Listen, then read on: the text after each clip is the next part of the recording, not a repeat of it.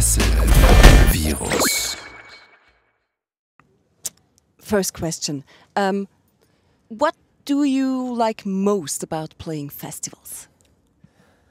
Well, I've always been a festival goer.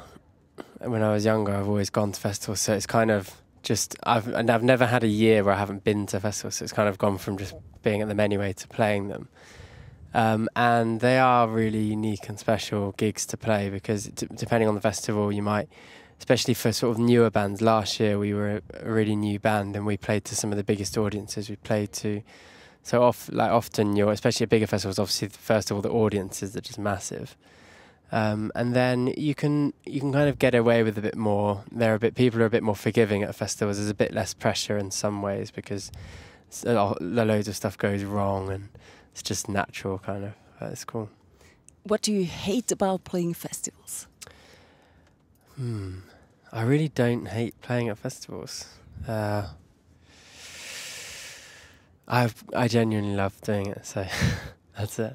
But what's better? Is it better to going to a festival or playing a festival?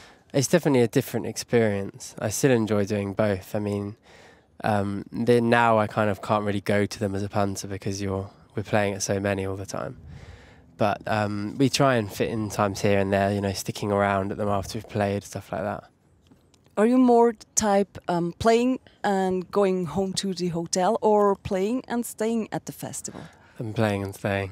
Playing and staying? Yeah. So what bands would you like to see tonight? I'm definitely going to watch some of Half Moon Run after this. They're an incredible band.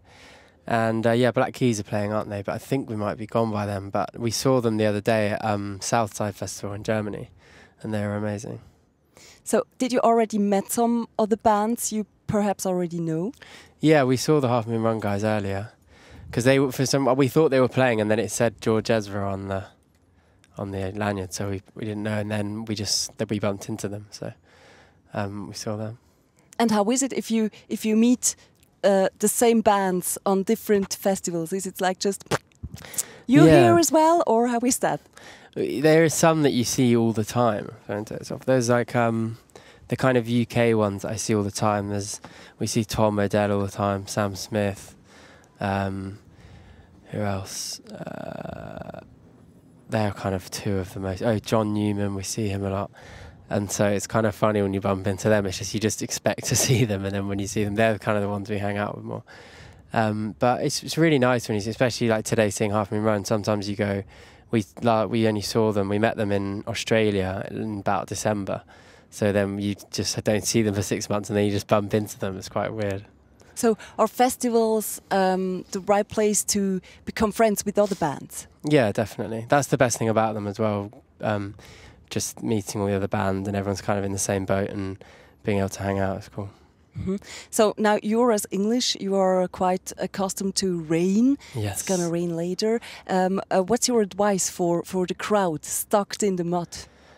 Bin bags. Do you know bin bags in England?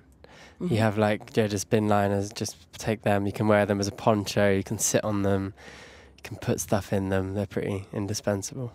Mm-hmm. What are you doing if the weather's not nice? Is that a problem for you guys on the stage when perhaps the crowd is not in the mood for being outside? Sometimes, yeah. If you're in a tent, it can be good if it's raining. There was sometimes your gear. We've done gigs where we're sort of right at the front of the stage and we have to move back because the rain's kind of coming into the stage. And I have quite a lot of electronic stuff going on, so that gets pretty soaked. So you have to act differently when it rains? A little bit. I don't think you do as a band. I think it's the same when it's super sunny. I can't really see any of my stuff when it's really sunny. We've got a rule as a band, we never wear sunglasses in public, like on stage or anything. But sometimes it's actually impossible. If the sun's really blaring in your face, I have to be able to see some of my gear. So why aren't you wearing sunglasses? I don't know. We just never do. We wear sunglasses, but just not on stage. Do you think it's a matter of respect as well? It's just kind of nice for people to be able to see you. I don't know, yeah, I guess. Yeah, it's weird if you have someone in the interview wearing their glasses all the time. Yeah, like inside and stuff. That's just, some people can pull it off, but... So you're playing a lot of festivals. It's quite stressful sometimes, I guess. how are you relaxing? Do you have a band ritual or something? We're pretty relaxed as a band, but before we go on stage, we make sure we kind of kick everyone out of the dressing room about 10 minutes before and just hang out, the three of us, and just chill for a bit. That's kind of quite important to spend that time together before. But are you preferring festivals to club gigs? It depends. I mean, there's sometimes we've been doing a lot of club gigs recently, and I think we're excited to get back into the festival gigs. But then there's obviously a connection with your fans that you have at club gigs where you don't get at festivals. Festivals is more about winning new people over, and a lot of people kind of wander in and see you, whereas club gigs, you have a responsibility to your fans to really put on, you know, the show that they pay to see. And it's no problem for you if you're watching other concerts, being in the middle of the crowd, people coming all the time, perhaps asking for autographs? Really not at all. We go out and watch bands all the time. It's actually kind of rare that people say anything. So you're quite thankful if they're coming? Yeah, it's nice. It's nice if they're fans. So when you're on tour, are you on tour in a van? Well, it depends where we are. We're on a bus at the moment. What kind of music are you listening to? All sorts. I mean, to be honest, the music is often dictated by the crew, because there's basically, we've got like one of our stage manager, Dougie's got this speaker which is just terrible. It's like we call it the tin can, and it sounds like you're actually listening to music out of a tin can because it's so just high and shrill and has no bass to it. And I don't know why we never even use the bus stereo, but we're always listening out of this tin can. And so he just kind of puts on. All of our crew have such different music tastes, so it depends who's in charge. You have to kick them off otherwise. You're arguing then? No, we don't argue. We put up with it. What do you like to hear most? I like to hear some of our tour manager, Sweeney's got some good sort of 70s, 80s like soul and funk classics. That's good. But London Grammar are never listening to their own sound?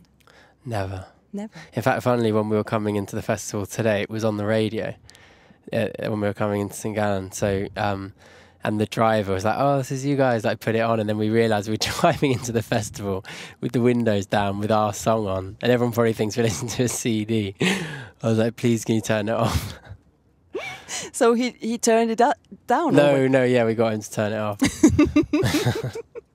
Well, could be embarrassing. Exactly. If people think you are... Yeah, we're just listening to our music coming in, like, "Hey, everyone." Yeah, it's us. Yeah. Well, then, have a very nice festival. Thank you very much. Thank you for the interview. Thank you for having me. We'll see you later this summer as well on other festivals. Yes. Already looking forward. Awesome. Thank you. SRF